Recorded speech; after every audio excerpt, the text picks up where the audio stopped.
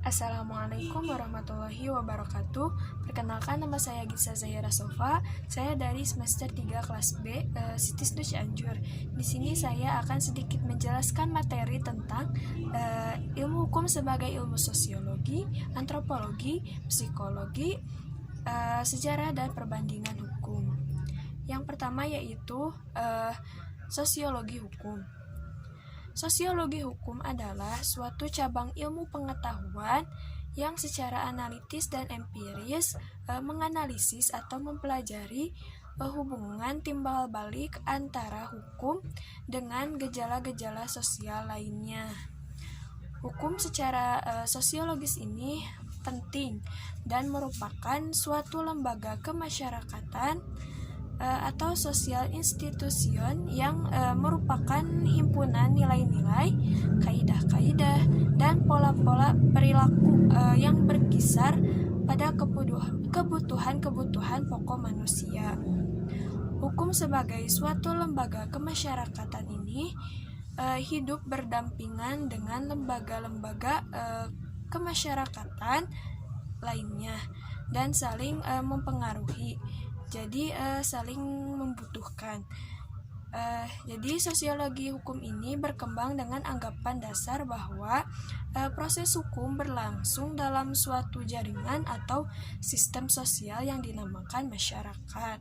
Artinya, hukum hanya dapat dimengerti dengan jalan memahami sistem sosial terlebih dahulu, dan bahwa hukum merupakan suatu proses.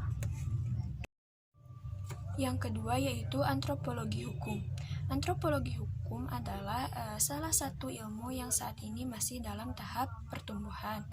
Antropologi hukum ini mempelajari kekhasan bentuk hukum aktivitas manusia dalam periode sejarah yang berbeda dan dalam keadaan yang sama sekali berbeda. Bagi para peneliti, pengembangan dalam bidang ini sangat penting karena dapat membantu untuk mengenal keragaman hukum dunia dan untuk melihat hukum melalui sudut pandang persepsi perwakilan dari berbagai bangsa dan budaya. Yang ketiga yaitu psikologi hukum. Psikologi hukum sebagai cabang dari ilmu hukum mempelajari perilaku atau sikap psikis atau jiwa individu maupun kelompok.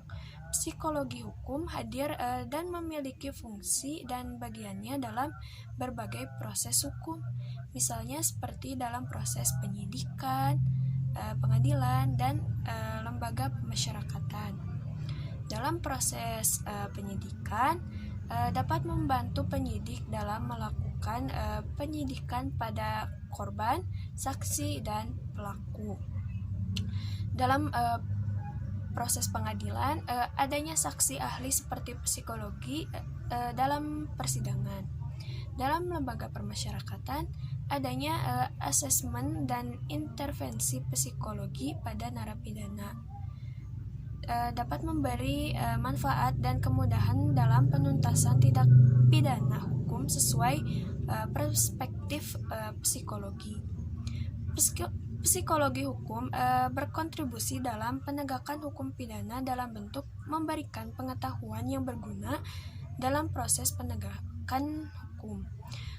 Dapat digunakan juga untuk menjelaskan perilaku terdakwa maupun korban yang dapat digunakan dalam proses persidangan, atau dapat berperan juga dalam mempertimbangkan kondisi psikologis pelaku maupun korban, serta sebanyak mungkin menghindari penggunaan kekerasan dalam penegakan hukum. Yang keempat yaitu sejarah hukum. Sejarah hukum adalah salah satu bidang studi hukum dan ilmu tentang sistem dan gejala hukum dari masa lampau dengan memaparkan dan menjelaskan perkembangannya untuk memperoleh pemahaman tentang apa yang berlaku sebagai hukum di masa lampau. Ketika kita mempelajari sejarah hukum ini, selain kita dapat memahami perkembangan sistem hukum sebagai keseluruhan, kita juga dapat memahami perkembangan institusi hukum dan kaidah hukum tertentu dalam sebuah sistem hukum. Yang kelima yaitu perbandingan hukum. Perbandingan hukum bukan merupakan suatu cabang hukum, bukan pula merupakan suatu perangkat hukum. Perbandingan hukum ini merupakan cabang dari ilmu hukum. Perbandingan hukum merupakan suatu metode studi dan penelitian dengan cara memperbandingkan peraturan perundang-undangan dengan institusi hukum dari suatu negara atau lebih. Perbandingan hukum bergerak pada pertanyaan ilmiah dan juga merupakan metode studi. Mungkin hanya itu yang dapat saya sampaikan. Kurang dan lebihnya mohon dimaafkan. Wabillahi taufiq wal hidayah. Wassalamualaikum warahmatullahi wabarakatuh.